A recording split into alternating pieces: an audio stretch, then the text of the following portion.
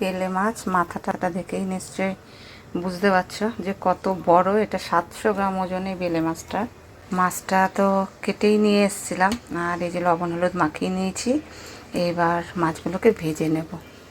কড়াতে দিয়ে দিয়েছি তেল,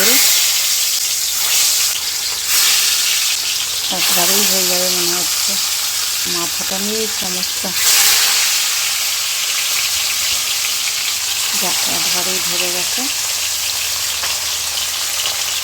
আর এই দেখো, এইগুলো হচ্ছে কি ডিম, আরও ছিল, এটা জলে ধুয়ে গেছে। করবো এই যে বেগুন আর টমেটো দিয়ে।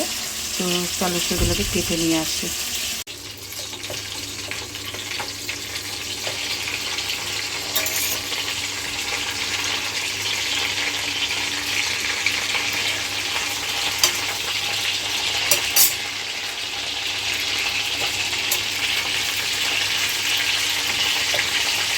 বেলে মাছ যেহেতু খুব নরম মাছ, ধুতে গেলে দেখো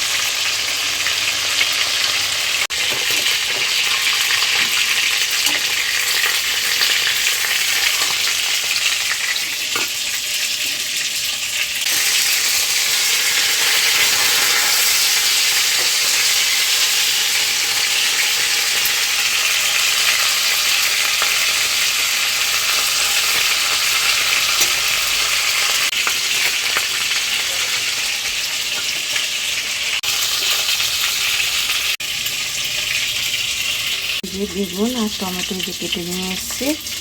আর এই যে মাথাটাকে একটু দিয়েছিলাম যাতে ভালো করে একটু ভাজা হয়, সেই জন্যেই হয়ে গেছে ভাজা।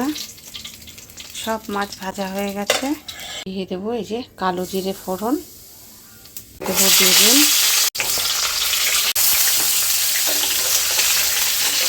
এবার বেগুনটাকে একটু ভালো করে ভেজে নেব এপাশ ওপাশ করে। আর এখন দিয়ে দেবো একটু লবণ।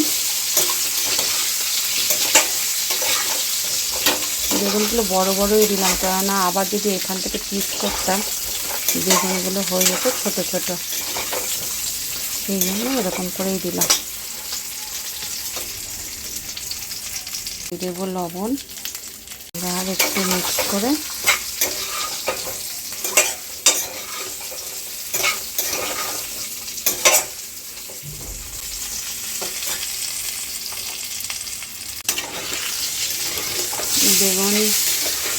বেগুন ভাজা হয়ে গেছে। এবার দিয়ে দেবো টমেটোগুলো, আর তারপরে দিয়ে দেবো একে একে।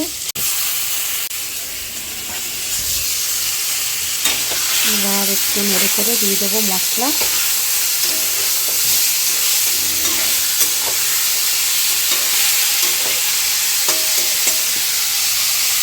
দিয়ে দেবো হলুদ, জিরে গুঁড়ো, লঙ্কা গুঁড়ো। এখন যেহেতু আগে একবার দিয়েছি তো এখন কম দেব।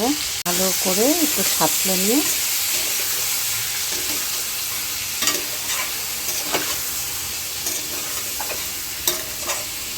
দিয়ে দেবো জল।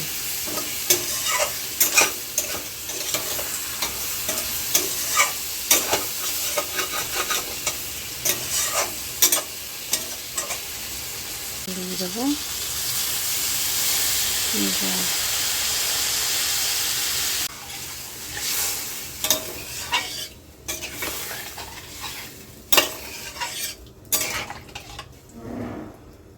এবার দিয়ে দেবো একটু ঢাকা।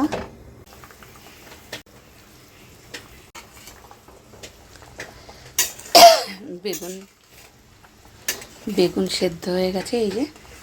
আর এখন দিয়ে দেবো মাছ। মাথাটা আগে দিয়ে দিলাম, আর মাথাটা যদিও আরেকটু আগে দেওয়া দরকার ছিল। আর এদিকে বাইরে নেমে গেছে মুষলধারে বৃষ্টি।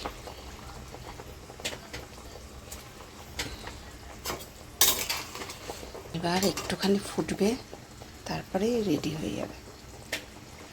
দিয়ে দেবো ঢাকা মিনিট 2-3।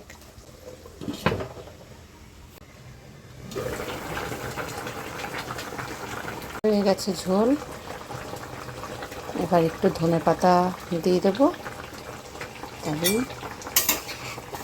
রেডি। আর বেশি নাড়াচাড়া করবো না, কারণ বেলে মাছ যেহেতু নরম মাছ,